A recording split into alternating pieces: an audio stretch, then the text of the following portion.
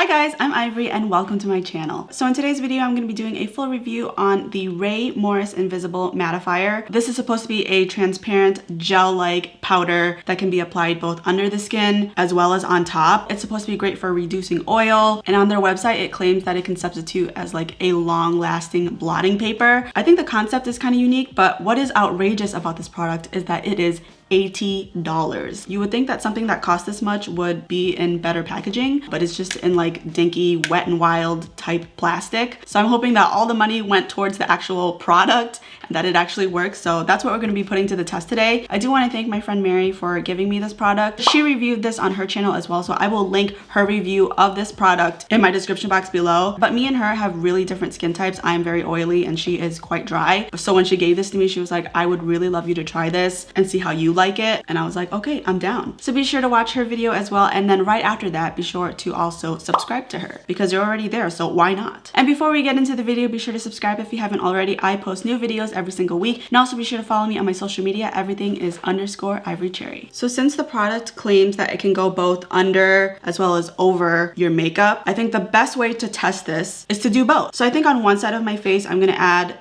I don't know if it's a powder, because when I touch it, it doesn't feel anything like a powder. It feels somewhere in between a gel and a cream. It's kind of like the Smashbox photo finish, but thicker than that. So my game plan is to apply this to half of my face, apply all my makeup, and then wear this all day. And then at the end of the day, when I would normally touch up with blotting paper, I'm gonna use it on top of my foundation in lieu of blotting paper and see if it holds up to its claims. Hopefully that sounds good. Perfect, I'm glad you concur. So I'm gonna go in with a flat top kabuki. I'm just gonna dip into it and hope for the best. I'm gonna apply this to the areas where I get the oiliest, so around my nose, on my cheek area right here, as well as my forehead. And then with whatever's left, I'm kind of just gonna put it everywhere because that's what I would normally do with primer anyways.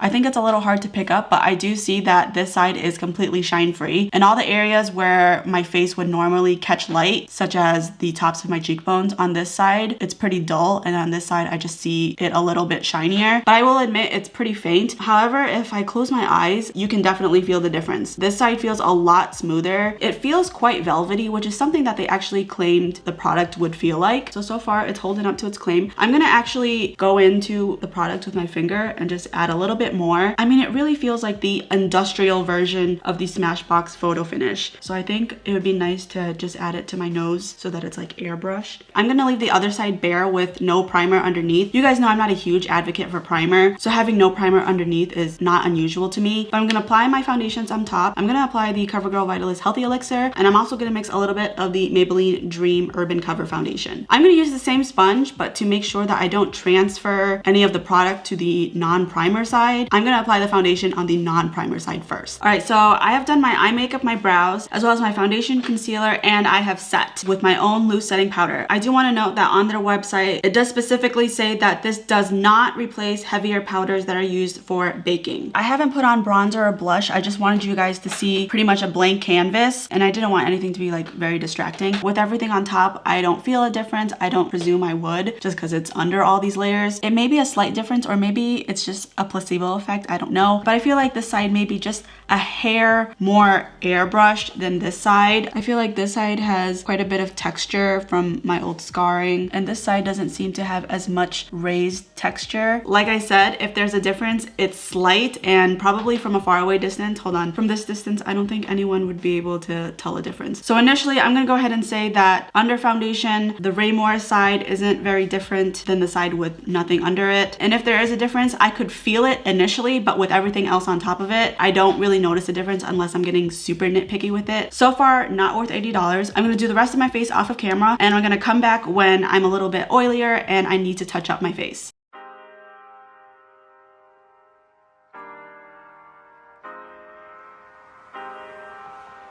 All right, so it is some hours later. A word to the wise, if you are a beauty channel or a beauty blogger and you are looking to review this, use a foundation that doesn't last as long. I've been wearing this foundation all day, and at about the halfway point, it dawned on me, it doesn't matter how long I've been wearing my foundation. All that matters is that I have oil on my face so that I can use this product. But my dumbass went ahead and used like my favorite foundation that lasts super long, when in reality, the wear time is irrelevant for this review. So learn from my mistakes, use a foundation that produces oil So quickly, it will save you a little bit of time. But getting closer, just a reminder, this is the Rae Morris side. My nose is breaking up a little bit, but I feel like it's right down the middle. Like it's separating a little bit on this side and a little bit on this side. So I think that's just wearing the foundation for a long time. I don't feel like there's a difference between either side. I would say they look damn near identical. And if there is a difference, it's nothing that I can detect. So the next thing that we're gonna test is whether or not this can absorb the oil and be used in lieu of blotting paper. From what I could find, there didn't seem to be any instruction as to how to use this to reduce your shine. But my instinct is to use a sponge, whereas a brush, I feel like it would disturb my foundation and it would just move it around. So even if it takes away the shine, my foundation wouldn't look good. That's my thinking, but we're gonna try both ways. But I'm gonna use a Real Technique sponge and use that on this side. It's quite hard to tell if you have it on the sponge. I assume I do. I'm just gonna pat it on my nose first, because that's where I seem to be the most oiliest.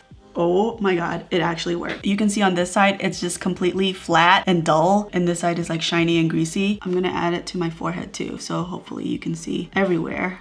So what I'm noticing is as I touch up, it definitely takes away the shine, but my foundation looks a little cakey. If you can see right here, the sponge is just kind of lifting it off in certain spots, so it's just kind of patchy. So my choices right now are just luminous, but it's all together, or it's shine free, but patchy. You can also see it on my nose. It picked up on my foundation, so there's like little spackling. I'm just gonna keep going with this because it's the end of the day, so I really don't care. I mean, it works. It definitely reduced all that shine that I just had. I went ahead and added the mattifier to this side completely. I can definitely see a difference. You can definitely see it on my nose, and even on my cheek. From this angle, you can see the light hit my highlight right here, and on this side, it's duller. It doesn't have that same pop that this side has. And I also feel like eyeball down, with the exception of the nose, the mattifier didn't move my foundation around as much as it did on my forehead and my nose. Perhaps I used too much, and then the remaining product I put on the rest of my face. But overall, I'd say that it did what it was supposed to do. And my face feels nice and velvety soft. I'm gonna try the brush, even though I feel like this is wrong. Like my instinct says this is wrong, but I am the guinea pig here, so I want this to be thorough. And I'm not gonna keep dipping in like I did with the sponge. I'm just gonna use that one swipe for the entire face. Okay, again, it worked. I don't know if it's any better than a sponge, just because I can see on my nose right here, it did remove some foundation. And again, on my forehead, the foundation did move, so it's a little bit patchy, just like on this side. So it seems like both applicators work and you'll get similar results. You know what? I take that back. This entire chunk of my foundation is just gone. Whereas on this side, it's a smaller chunk that's missing, but at least there's still some patchiness. This side, it's gone. So I would say just use the sponge, but also just be really careful when you're dabbing the mattifier on your face. So I would say the Rae Morris mattifier definitely didn't really make a difference under my foundation. It definitely felt smoother to the touch, but when you apply everything on top, it didn't look any different really. And if there was any difference, it was not $80 worth of difference, but I did feel like this did an okay job of touching up, especially on my cheek and chin area. I think it did a decent job. The most damage it did was around my forehead area. I definitely want to try this again.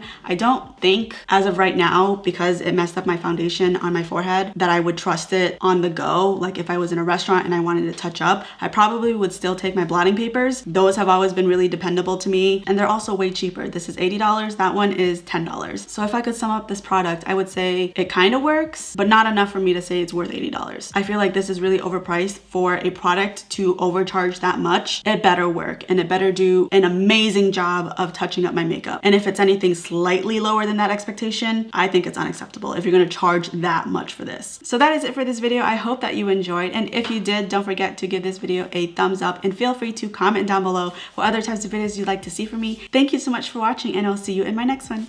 Bye.